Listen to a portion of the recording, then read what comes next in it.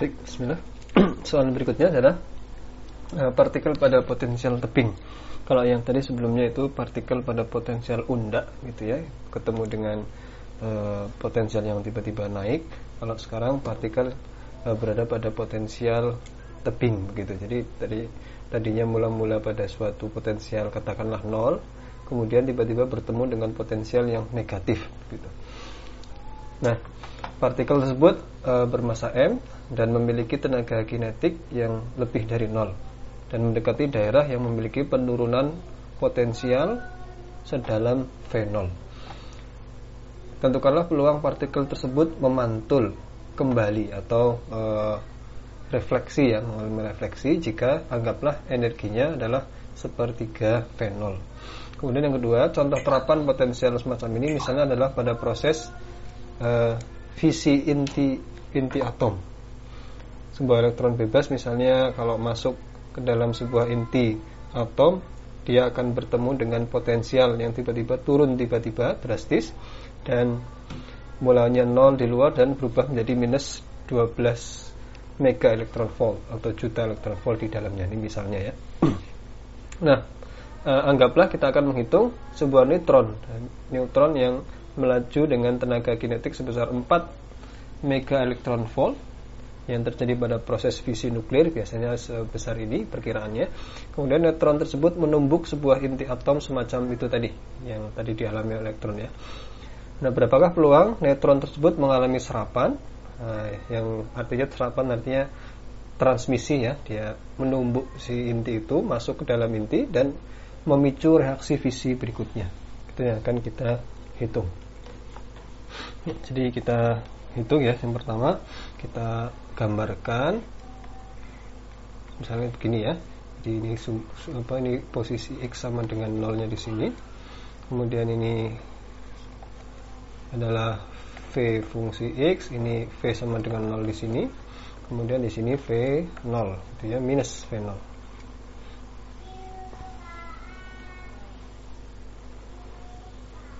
Baik, kemudian anggaplah partikel misalnya dia berupa massa begitu ya, massa yang memiliki energi M itu sedang bergerak ke sana.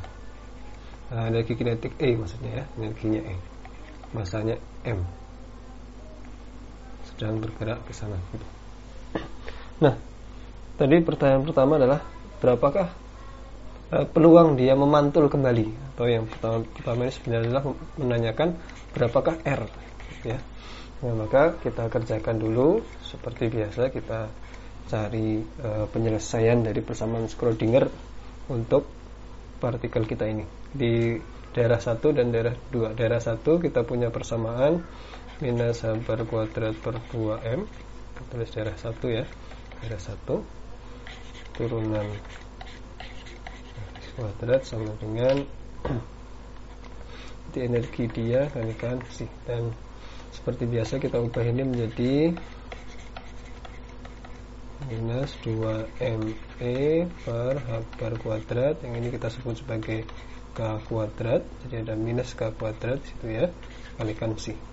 Maka kita karena semacam ini persamaannya, sehingga kita anggap solusinya adalah dalam bentuk eksponensial imajiner ya, gitu ya.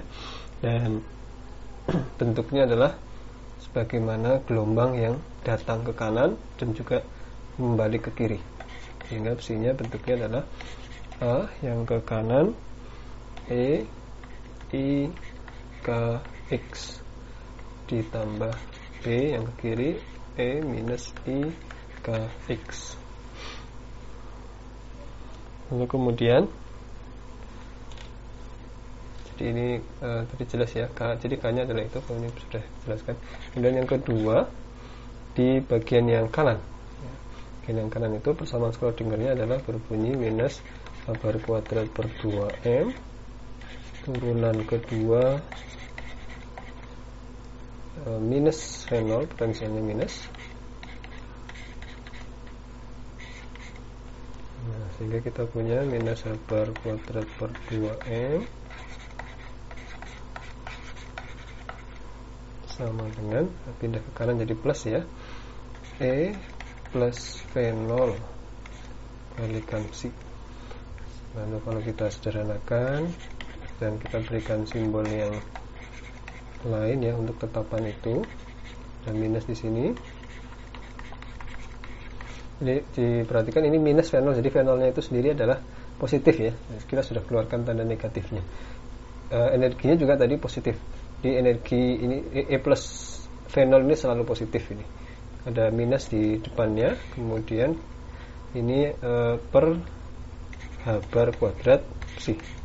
Nah, karena penyelesaiannya semacam ini ada tanda minus sama seperti di atas, kita jangan lupa biasa seperti ini ya. Ini kita sebut sebagai tetapan, yang kita bulati ini sebagai tetapan kita sebut sebagai L kuadrat ya.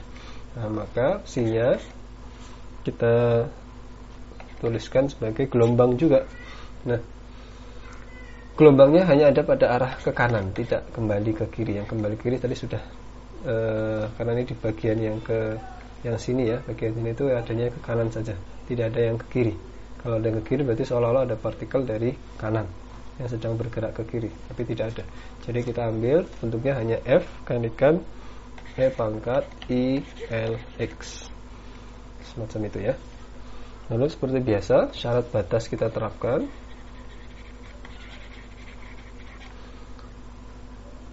Yang pertama syarat batas si kontinu,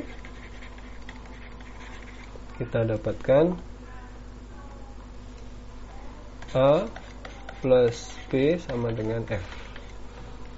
Yang kedua syarat batas kedua yaitu si aksen turunannya yang kontinu, kita dapatkan I K A min I K B sama dengan I L F ya. Lalu dari dua persamaan ini kita dapatkan seperti tadi latihan sebelumnya, kita dapatkan I K A min I K B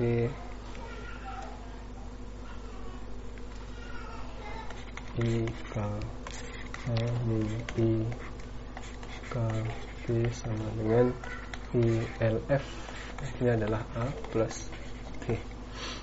Lalu kita gabungkan, I nya kita buang semua karena semua ada I. Jadi K A min L A, jadi K min L kalikan A sama dengan B nya itu berarti ada L plus K atau K plus L, saya urutkan ya, K plus L. K dan L besar mana? Kita lihat dari ininya ya. Nah, kalau K itu adalah K kuadrat itu adalah 2ME per H bar kuadrat. Kalau L kuadrat itu 2ME plus fenol per H bar kuadrat. Jadi lebih besar L ya. Jadi kalau kita nanti kerjakan ini kalau jadi positif ya, kalau besar itu maka nanti kita keluarkan begitu, minus L min K kali A. Meskipun tidak harus selalu begitu, tapi untuk membuat agar yang di dalam kurung ini selalu positif gitu, L plus K. Nah, tadi yang ditanyakan adalah besarnya refleksi, konsep R-nya ya. R-nya berarti R itu adalah nilai mutlak dari B.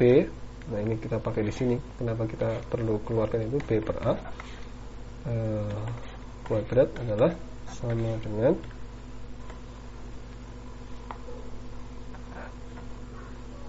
minus L min K kuadrat. Nah, minusnya nanti kita buang karena agar ini positif. Jadi kita punya L min K kuadrat per L plus K kuadrat. Nah, inilah R-nya ya, R-nya. Kalau kita masukkan ke dalam persamaan ini, kita masukkan K dan L-nya tadi, kemudian kita juga sudah diberikan data E-nya itu sepertiga fenol atau fenol per 3. Kita masukkan ya, kita hitung R-nya. L itu, atau agar lebih mudah mungkin ini kita semua bagi dengan L kuadrat ya, atau keluarkan L-nya.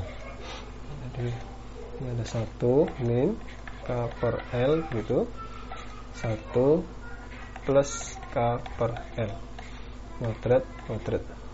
Nah, berapa K per L? itu adalah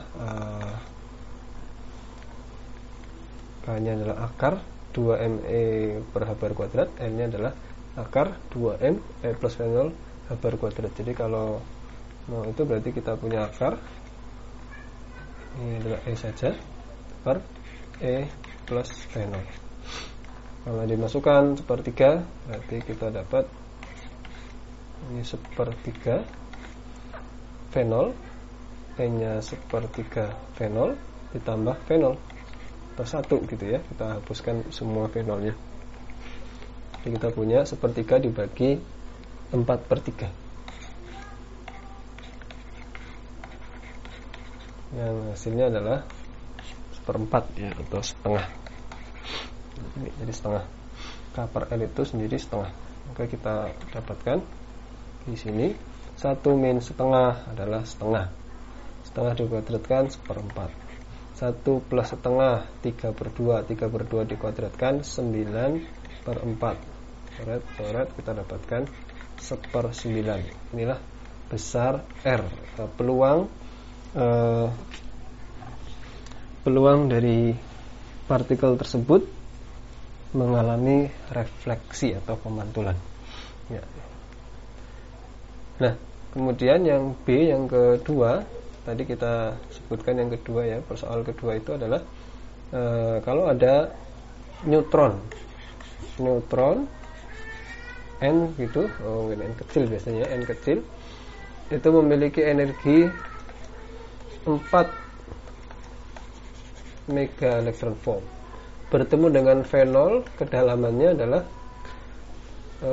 12 minus, mungkin kita berikan minus ya, karena tadi kita sudah keluarkan minusnya di atas agar sama, adalah minus 12 mega elektron volt. Jadi ini sebenarnya persoalan di atas ya, E per fenolnya itu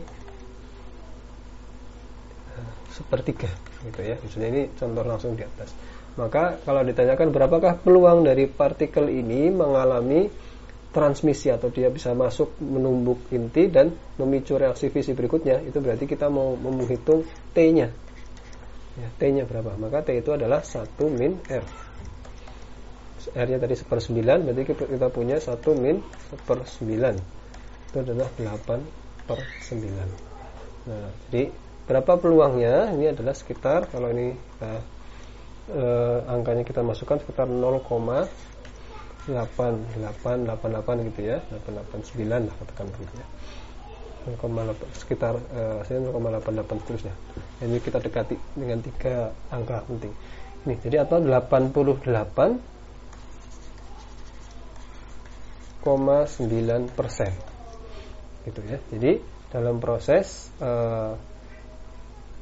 fisi yang dikerjakan menggunakan perhitungan mekanika kuantum, kita dapatkan peluang jika ada sebuah partikel neutron menumbuk inti atom yang lain, peluang dia melakukan terjadi reaksi fisi adalah 88,9% gitu. Dan hasil ini nanti sangat bermanfaat untuk menghitung misalnya dalam suatu reaksi ada sekian jumlah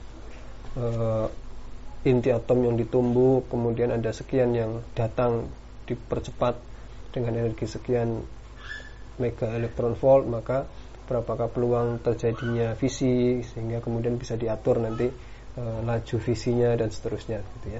Itu yang diantara yang terjadi di reaktor nuklir semacam itu. Baik, itu pembahasan kita di soal latihan yang kedua, semoga bermanfaat. Sekian, terima kasih. Assalamualaikum warahmatullahi wabarakatuh.